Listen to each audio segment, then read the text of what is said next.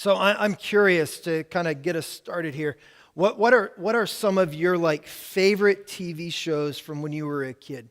Anybody? What's a favorite? Like you think like as soon as I said that, some of your minds went to a place and you just what's that?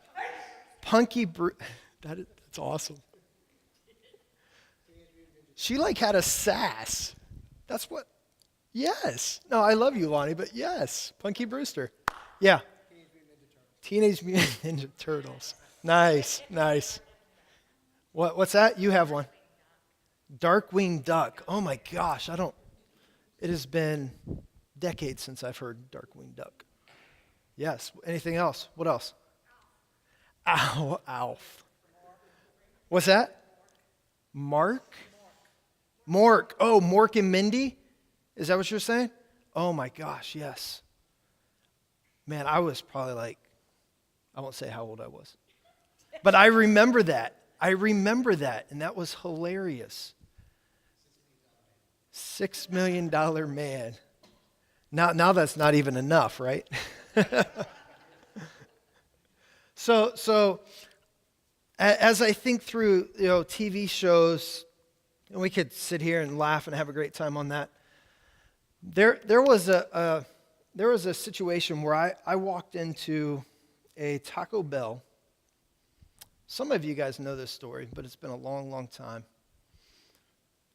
It was the Taco Bell down in Town Center before they like tore it down and they rebuilt it nice, but now they need to tear it down again and just probably tear it down, right? But I walked in, Connie and I, and our kids, and I walked up to the counter. Has anybody ever been like mistaken for somebody other than who you are? Besides David, because David is like the most interesting man in the world. But anybody been mistaken for, who have you been mistaken for? You'd rather not say. You'd rather not say. That's fine, man. Just leave me on the sacrificial platform here. So I walked into this Taco Bell, and the guy behind the counter goes, "Oh my gosh, I can't, you're that guy." And I'm like, it depends, right? You're kind of like, maybe, I don't know. And he says, "You're that guy from Saved by the Bell." And hey, this is my story. And so, again, so like he says this like, "Oh my gosh," and I'm like, okay, maybe a little step forward. And then he says like, "Oh, you're that guy from Saved by the Bell," and I'm like, maybe, right? And I said, and I'm expecting him to say, like Slater would be my first choice, right? No. And more hair. Zach? No, not cool enough. He did. He said, Screech. And I was like, are you freaking kidding me? I do not look like Screech. And I told some friends, they're like, dude, I see it. I'm like, no. But I share that story because when we think about God's mission, I don't know that we can truly understand God's mission because we have so easily mistaken the gospel for something other than what it is. I was reading this passage. It was actually last week. Like for me, I've been going through Romans. And last week while I was gone, meeting with some other pastors and church planners and leaders actually in Chicago, I sat down, just some quiet time for myself, and I stumbled upon this verse. And honestly, what I'm sharing with you tonight are some things, and then here in a minute we'll get to some questions that I felt like the Lord prodded me with. But Romans 6, verse 5, it says, "For if we have been united with him in a death like his, we shall certainly be united with him in a resurrection like his."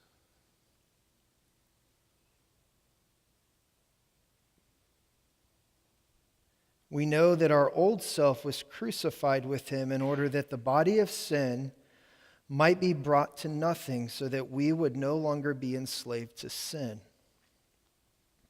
For one who has died has been set free from sin. Now, if we have died with Christ, we believe that we will also live with him. In verse 9, we know that Christ, being raised from the dead, will never die again. It says that death no longer has dominion over him. Now, I don't want you to just glance through this passage because I think this is extremely important. It says that death no longer has dominion over who? Over who? See, this is one time where you can be asked a question, you can use the Sunday school answer, and you'll get it right? Yeah, it says that death no longer has dominion over Christ. Verse 10, for the death he died to sin once for all, but the life he lives to who? To the Father. He lives to the Father. So you also must consider yourselves what? Dead to sin and alive to the Father in Jesus Christ. Let not sin, therefore, reign in your mortal body to make you obey its passions. Do not present your members to sin as instruments for unrighteousness, but present yourselves to God as those who have been brought from death to life, and your members to God as instruments for righteousness. Why are we members of righteousness? Because when Christ died, we died with him. And if death no longer has dominion over Christ, death no longer has dominion over you.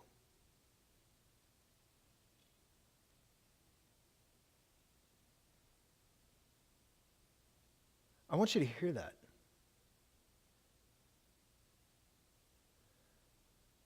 Because I would argue that 90% of the church today lives in death.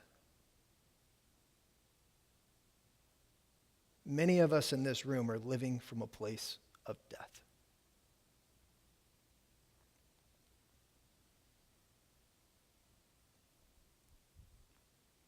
You know, my story, I went to college to do engineering. Thanks, Scott.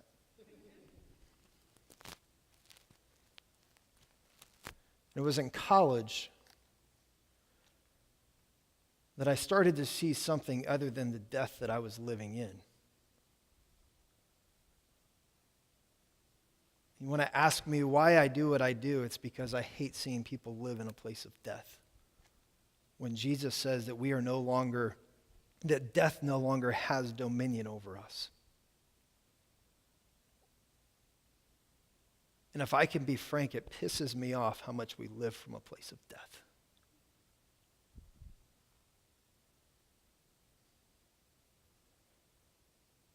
My daughter will get a kick out of that later.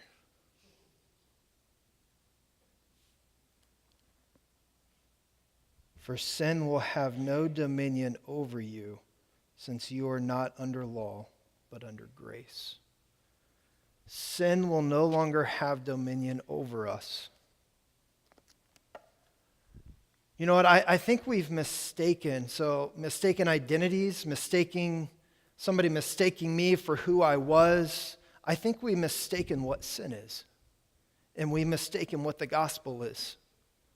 You see, the gospel is not this self-help, I'm going to follow Jesus so I become a better person. Sin is not this idea of, hey, maybe Jesus can help me not cuss so much. Maybe Jesus can help me not drink so much. Maybe Jesus can help me not lust so much. And we think that that is the end of the gospel.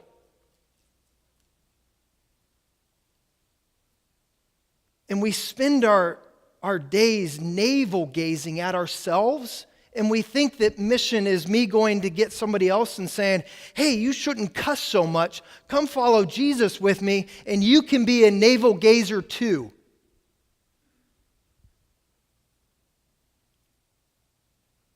Am I stepping on toes yet? This is why they only let me speak every once in a while. But I want you to understand this. You see, sin is not what I do. It is a symptom of a deeper problem. Go all the way back. The gospel story is that God came, created all of this, and he said, you know what? I want to do something incredible. I want to create you. And when I create you, I'm going to put my image, burn it within you, so that as you walk the face of this earth, you represent me in these places. You then have dominion in these places. And you see, sin is me choosing to worship creation rather than the Creator. Sin is me choosing to give away what has already been rightfully given to me.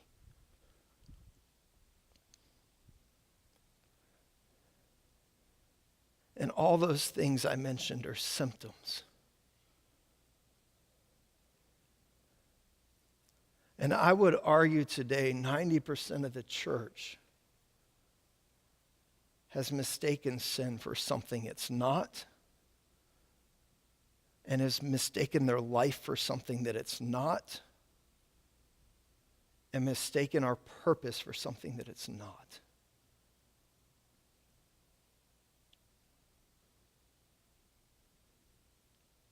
You see, if you understand the value of who you are,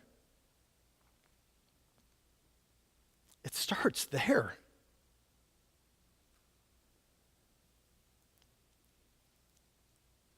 God formed you and said, this is my masterpiece. You now will have dominion over this place. You now will represent me within this place. Sin is that we scurried all of that away.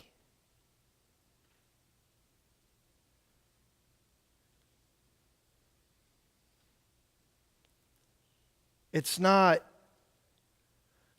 oh, maybe I can go to church today and feel better about myself. I'm glad you're here. I pray that you would bring others with you, because together we can celebrate the risen Christ and be reminded of the life that we live. But you are the church. You are the representation to the world of who God is. I don't think Jesus walked around and said, oh, I'm here to help you not cuss so much. I mean, that sounds even kind of ridiculous, doesn't it? He says, I came to give you life and give you what? Say that louder. Life to the dang fullest. Then why are we not living it? I want you to see this.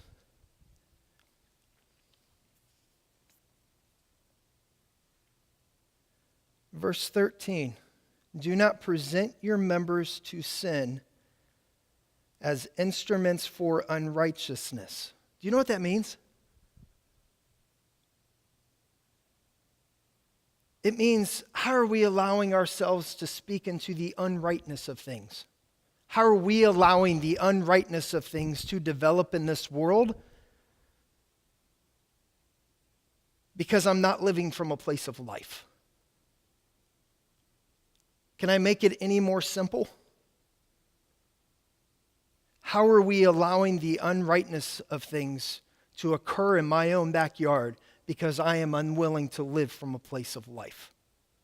That is what that means. We want to read this text and say, wow, glory be to God that one day I'll be out of this hellhole. No, do you understand that God is renewing all things? He is bringing all things back to His reign and His rule. You, the church, not the place, the church, are His partner within that.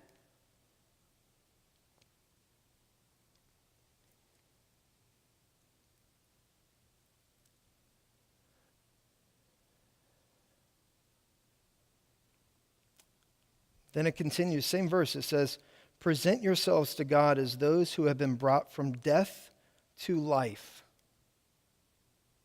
It's not that, oh, one day you'll have life. No, he says you have it now. Then why do we live from a place where we lack life? Because we don't embrace the power of the resurrection. You know why we don't embrace the power of the resurrection? Because sometimes it will make us uncomfortable.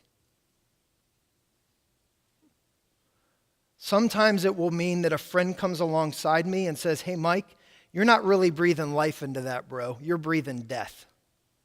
And I have to say, wow, that's hard to hear.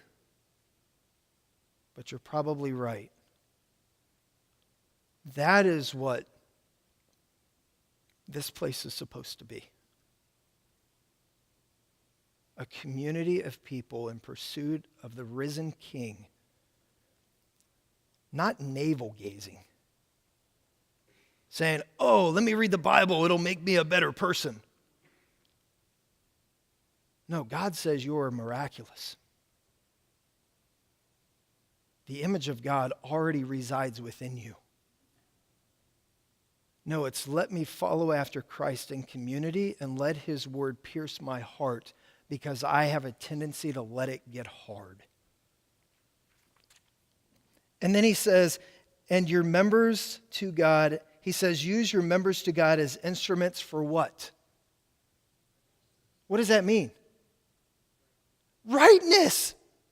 Thank you.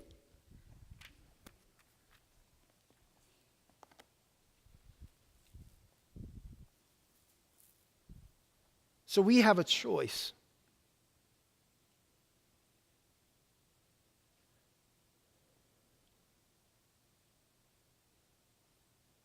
We have a choice. We can use our lives. Let me rephrase that. We can posture our lives from a place of power. Now, keep in mind the church has screwed this up for centuries. In fact, I'm debating on reading a poem or not. It would be a little bit more explicit than I am. Just my linguist.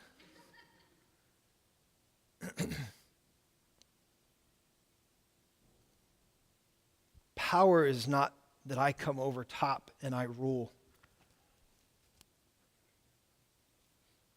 I helped a young man, or not a young man, he's older than me. I helped with an ordination service this morning. And my question in the service was not Jesus' death and resurrection, but how does his life represent you as a disciple today? Because Jesus' posture to this world was a place of service. He was a servant. He gave all. He came underneath. He submitted. That is what it looks like for us to have power. So we have a choice. We can live from a place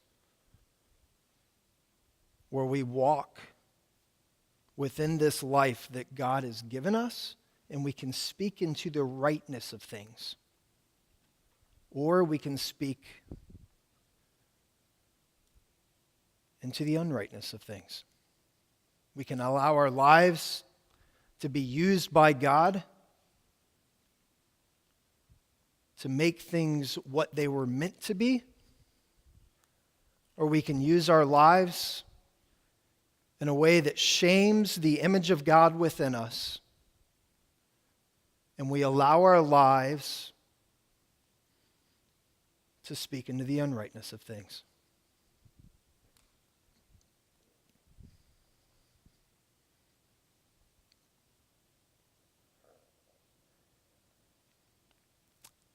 So this message was really my own journal thoughts as I was sitting in a coffee shop in the middle of Chicago last week, reading this text, asking the Holy Spirit to penetrate my heart.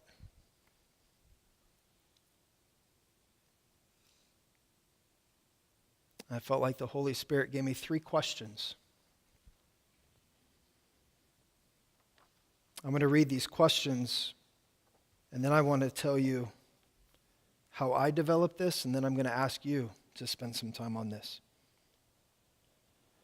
The first question he gave me was, what does it look like for my life to speak into the rightness of things?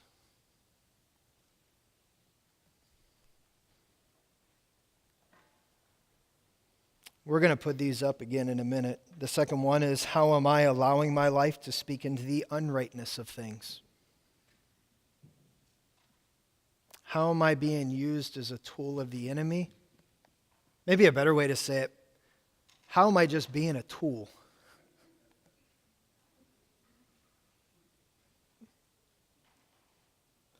The last one is, death no longer has dominion over me. That's what that passage says. So how am I living in such a way that death still has dominion over me?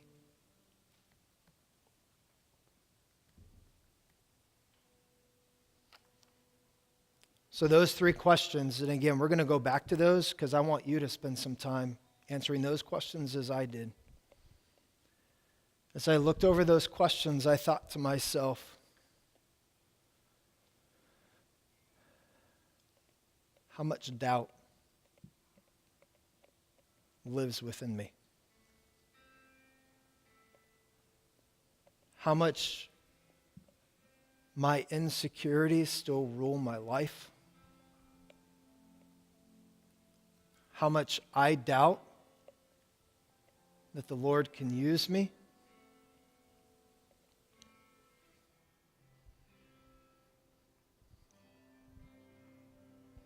In Chicago, I was sitting with like 15 other church planners and pastors and leaders from around the country. One of the guys that was in that group, I'm not even going to tell you his name because it could make me feel better if I told you I got to hang out with this guy. But this guy is a prolific writer, prolific speaker around the world. And I'm sitting there and I'm like, what if I share something and he figures out that I don't know as much as he might think I know? What if I share something and I'm not accepted?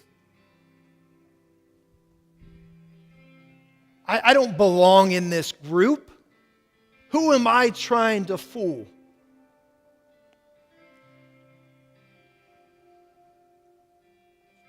And I sat down and I looked at these questions.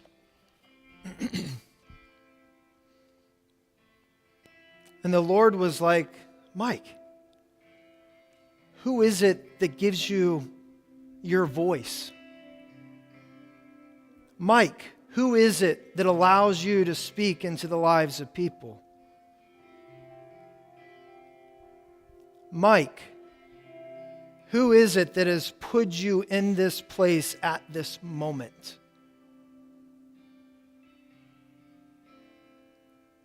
Mike, if you allow those insecurities to rule in your life, you are allowing death rather than life. You are speaking into the unrightness of things rather than the rightness of things.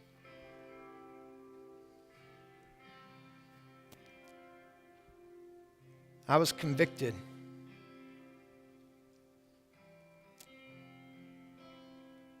The Lord gave me a verse. It was Psalm 105:1. Because I said, Lord, I need a verse. I need something from your written word. And he struck me with this. He says, give thanks to the Lord and proclaim his greatness.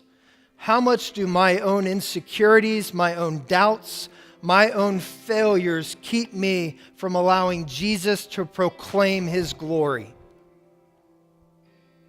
Because I speak into death rather than life.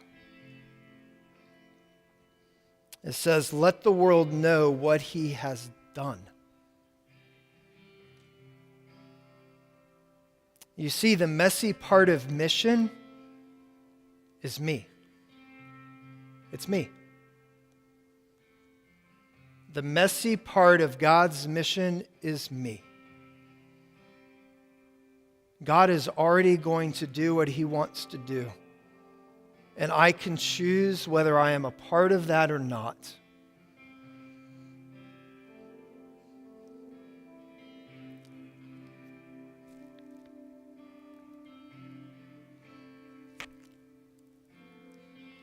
So this man right here, I didn't even know I was going to talk about this. I met this guy in a coffee shop, aggravated the heck out of him. He didn't know who Jesus was at the time. I mean, he knew Bible stories and he knew church and he didn't know Jesus in an intimate way that he does now. That's not because of me. That's because of what God was already at work doing. I got the joy of being a part of that process. Because I chose to speak beyond my doubts and my own insecurities. You see, mission is messy because of me.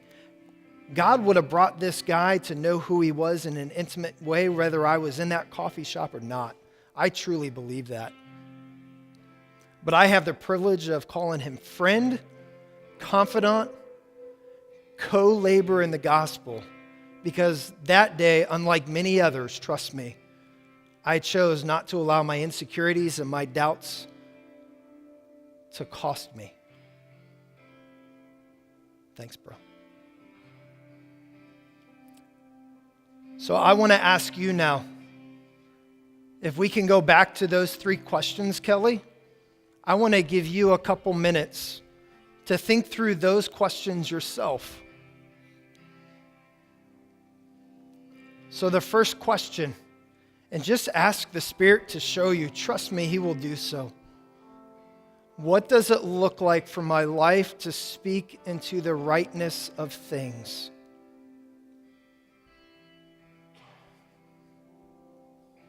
I want you to think through these questions. See, so much of the church today, when we attend a worship gathering, so much of it is just a monologue.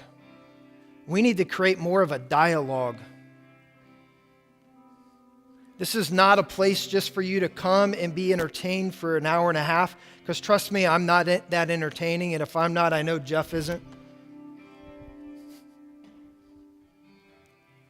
But this is a place that we come at the foot of the cross, and we are remembered together in community what it looks like to follow a risen King. So please ask the Spirit to speak into this question for you. And I will shut up for a few minutes and let you process.